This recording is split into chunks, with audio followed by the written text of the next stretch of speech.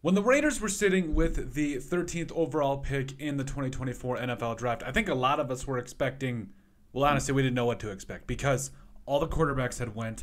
Like there was every defensive player on the board that you could ever dream of, and there was all the quarterbacks were literally gone. Like that you would have a first or second round grade on in the first 12 picks. They were just gone. And the Raiders went out and selected tight end Brock Bowers coming up out of Georgia. Now, I'm really excited for this pick because I think Brock Bowers can be an absolute stud. I think he can be a very good player for you. And I think that this pick is kind of baffling to a lot of people. But if you really look at what happened and the way that the board fell for the Raiders, I think it was the best that they could do at the time. So first off, the big question is, why would the Raiders draft Brock Bowers? Well, I think the biggest question for people is, well, we brought in Michael Mayer last year in the second round. And last year, yes, Mayer did catch 27 passes for 304 yards and 2 touchdowns. But overall, again, it definitely merges the question of if you were to have a playmaker, why you're bringing him in. Well, I think there's a couple different reasons. Number one, we covered it. Yes, he was the best player available. Like when you look at the board and how it fell, there were a lot of things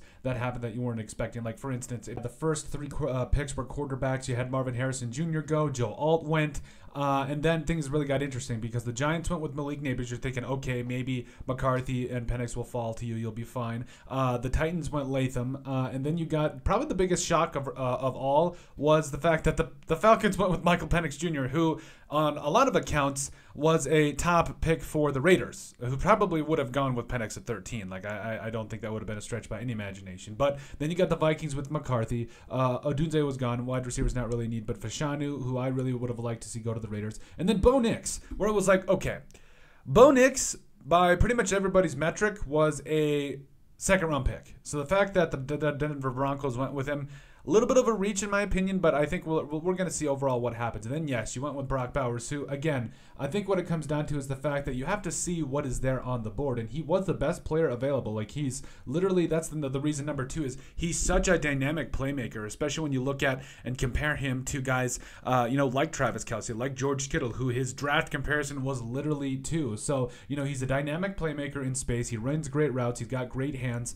And I think he is somebody that ultimately made a lot of sense for if and how the board shook out for the Raiders with all the quarterbacks gone, a couple of offensive linemen that you were hoping were going to be there, they just weren't, and it is what it is. And then number 3, I think he's another added element to this offense. I think that when you get to the point where you have not one playmaking tight end in Michael Mayer, but 2 with Bowers now, I think it really makes things tough on the defenses like you're going to face. Like with Aiden O'Connell and everything, we're going to do a video about him tomorrow, but I think that this gives another added element to the offense. You not have one. What's better than one playmaking tight end?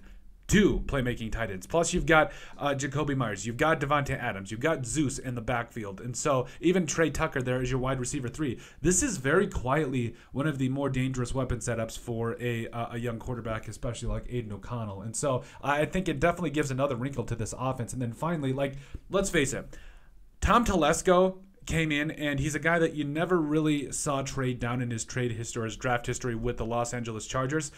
Michael Mayer wasn't his guy. He didn't bring in Aiden O'Connell. He didn't bring in Michael Mayer. He didn't bring in a lot of these guys when he first came in. And I think that this was his way of showing that there is kind of a somewhat of a new sheriff in town, but also at the same time, I think it goes back to Michael Mayer was injured for the last 3 games of this last season for the Raiders, and he wasn't Tom Telesco's guy. And I don't think it's anything personal. It's just the fact that when you have a quality player like that, I think it just comes down to you got to take a stab at the player with the most upside that makes the most sense, and that is, also BPA. And I think that's also, again, that was what the Raiders really did with their first 2 picks because they got Jackson Powers Johnson in the second round. But hey, let us know what you think as to why the Raiders would draft tight end Brock Bowers. I think it's a solid draft pick. I think he's going to be a very, very good player for them for a very long time. Make sure you guys like, comment, and subscribe down below. But at the end of the day, let us know what you guys think about why the Las Vegas Raiders would draft tight end Brock Bowers out of Georgia.